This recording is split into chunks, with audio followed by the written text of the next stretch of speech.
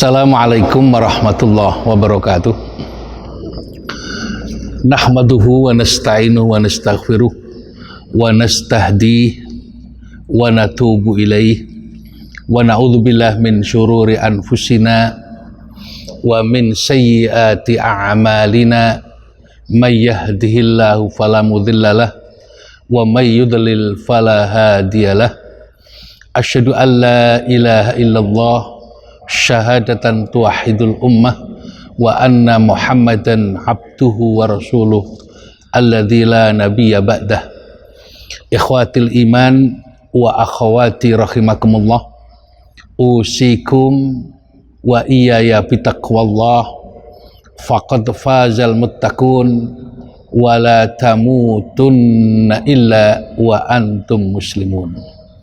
Wa ba'du.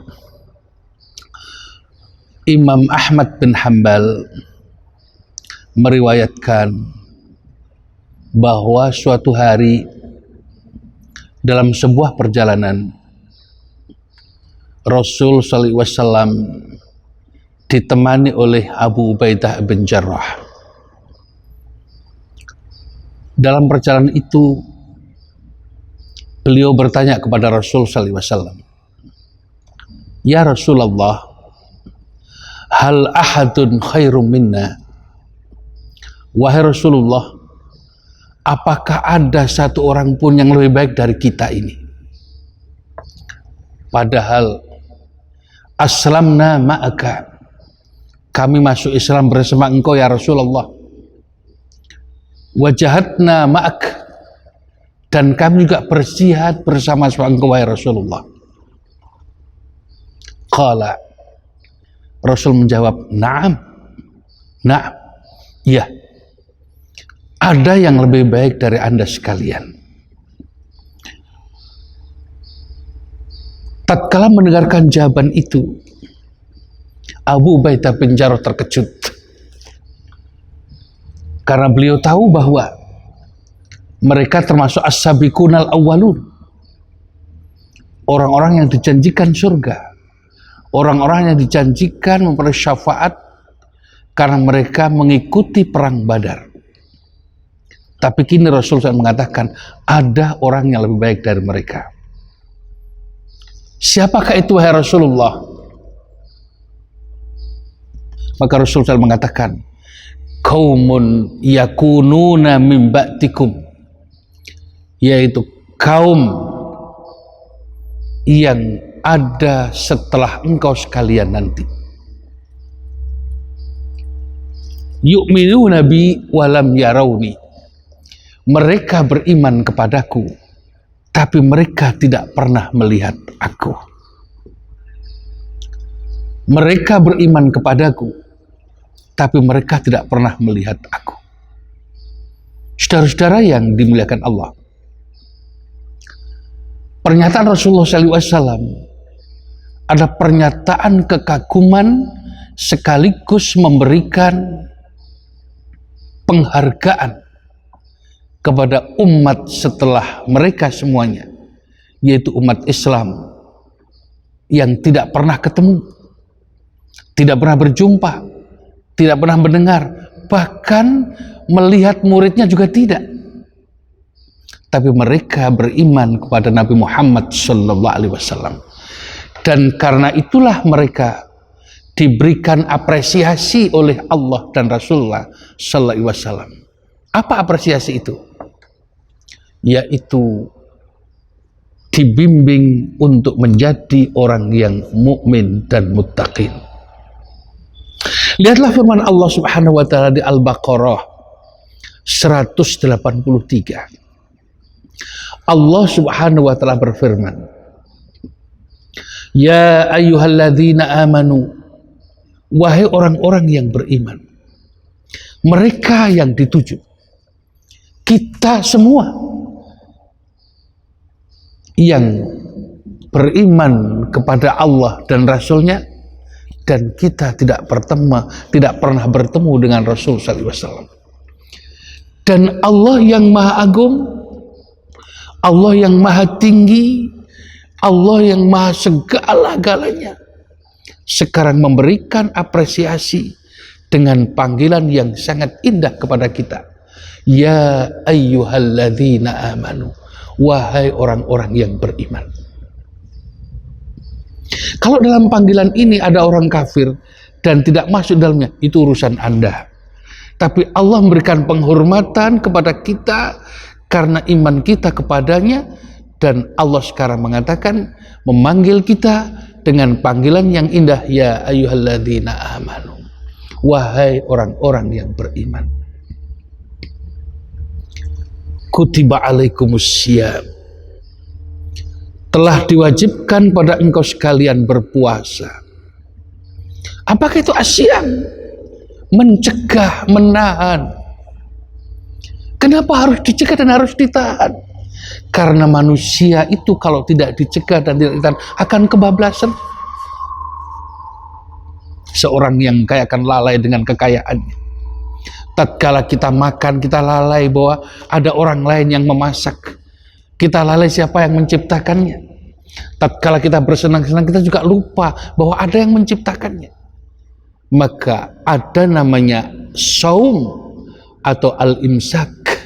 Kalau boleh sekedar ilustrasi, ketika sebuah permainan sepak bola, sang wasit meniup peluit, maka saat itu ada beberapa larangan-larangan yang tidak dibenarkan dilakukan dalam permainan itu. Jika melakukannya, maka itu pelanggaran. Sholat demikian pula, umroh, haji, dan demikian pula dalam Ramadan yang mubarak ini. Kutiba alaikumussyam, telah diwajibkan kepada engkau sekalian berpuasa untuk menahan dirimu. Makan yang kemarin boleh, jangan dimakan. Kesenangan yang kemarin boleh, dilarang. Dan ditahan untuk sementara waktu. Kama kutiba alal ladzina min qablikum, sebagaimana puasa ini juga telah diwajibkan kepada umat dan kaum-kaum sebelum kamu sekalian. Apa maksudnya? La'allakum tattaqun, supaya engkau sekalian menjadi orang yang muttaqin, orang yang takwa. Di sini sebenarnya tujuan pokoknya itu. Apresiasi dan penghargaan Allah kepada orang yang mukmin ini agar senantiasa istiqomah dalam iman. Apresiasi dan penghargaan kepada orang mukmin itu akan senantiasa dia beriman kepada Allah, dalam pengawasan Allah, dalam perlindungan Allah, dalam bimbingan Allah. Maka dalam kurun waktu 1 tahun ini, 11 bulan kita dibiarkan begitu saja, diberi kebebasan, dan hari ini 1 bulan saja, 1 bulan saja, tidak lama, Allah membimbing kita untuk saum di bulan Ramadan ini. La'allakum tattaqun, supaya kamu sekalian bukan sekedar menjadi mukmin, tapi juga mukmin yang muttaqin. Iblis juga beriman. Setan juga percaya Allah itu pencipta langit dan bumi. Orang-orang kafir juga percaya Allah yang menciptakan langit dan bumi. Tapi mereka tidak beriman kepada Allah, tidak tunduk dan patuh kepada Allah.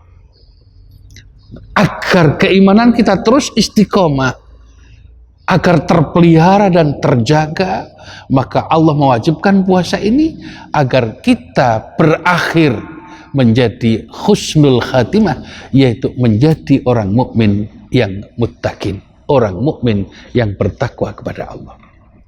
Saudara-saudara yang dimuliakan Allah,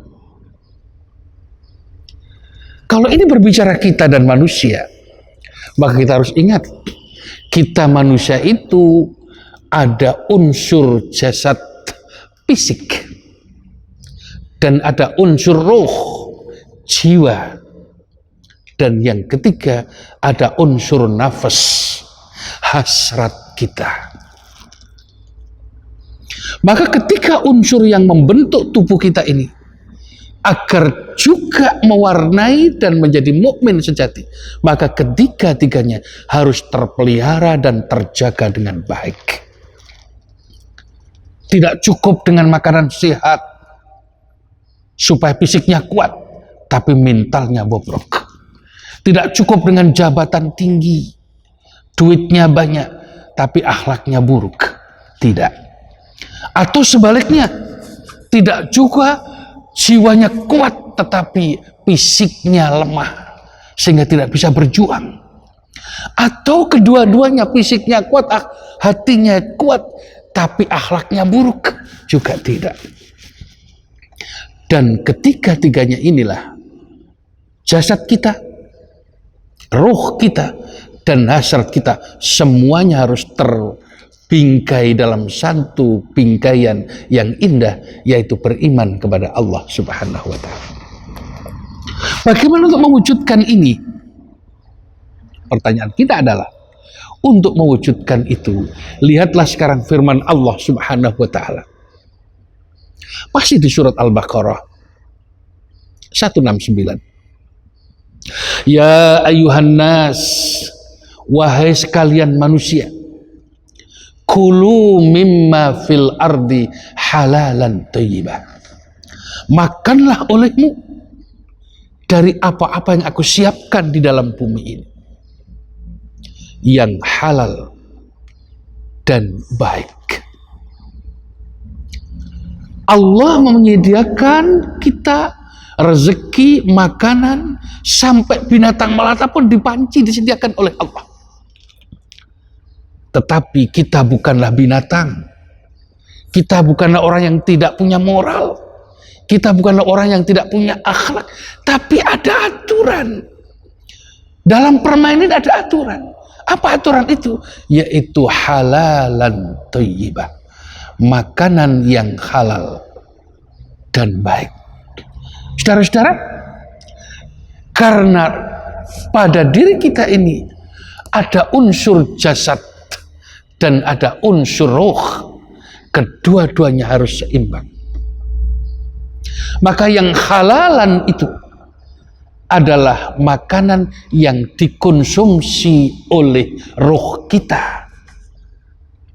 Dan yang at-thayyibah atau thayyibah itu adalah makanan yang akan dikonsumsi oleh fisik kita. Jadi harus terpenuhi dua unsur ini. Halal untuk roh kita dan thayyibah untuk fisik kita. Halal tetapi ternyata kotor dan berpenyakit. Selain makanan yang halal dan thayyibah itu, janganlah engkau mengikuti perilaku tingkah laku setan. Karena setan menyuruh yang tidak benar, menyuruh kemungkaran, menyeret kita kepada kezaliman. Innahu lakum aduwwum mubin. Karena sesungguhnya setan itu bagimu adalah musuh yang nyata. Tidak ada setan mengajak kepada kebaikan. Tidak ada setan yang mengajak kepada ketenangan. Tapi selalu membuat ketakutan kita, padahal kita punya Allah. Menciptakan keraguan-keraguan, padahal kita punya Al-Quran Al-Karim. Menciptakan kita keputusasaan, padahal Allah punya harapan. Maka selain makanan yang halal dan bersih, haruslah yang ketiga, wala tattabi'u khutuwatis syaitan innahu lakum aduwwum mubin. Janganlah engkau mengikuti jejak, langkah dan perilaku setan. Karena setan-setan itu bagimu adalah musuh yang nyata. Saudara-saudara yang dimuliakan Allah, kita tahu bahwa setan itu minal jinnati wan nas, dari bangsa jin dan dari bangsa manusia. Maka bangsa jin dan bangsa manusia itu kedua-duanya memberikan bimbingan kepada kita, menyeret kita, mengajak kita kepada kesesatan dan kezaliman yang akan membuat kita dan masyarakat ini menjadi berantakan dan tidak beraturan. Itu kegiatan setan laknatullah. Oleh karena itu, ikhwani fillah rahimakumullah, di Ramadan yang mubarak ini, maka kita bersihkan jiwa kita. Kita bersihkan fisik kita, kita bersihkan harta kita, dan kita bersihkan pola pikir kita dan hati kita. Jangan ada campur baur niat yang suci orang mukmin dengan masukan-masukan yang merusak jiwa dan fisik kita, termasuk merusak pikiran kita dan merusak hati dan iman kita kepada Allah Subhanahu wa Ta'ala. Dengan demikian maka insya Allah Ramadan yang mubarak ini, puasa Ramadan ini akan membawa kita kepada kesuksesan lahir dan batin dan menciptakan kita untuk menjadi mukmin yang muttaqin. Demikian harapan kita, mudah-mudahan Allah memudahkan semuanya ini. Aku qouli hadza, astaghfirullahaladzim. Assalamualaikum warahmatullahi wabarakatuh.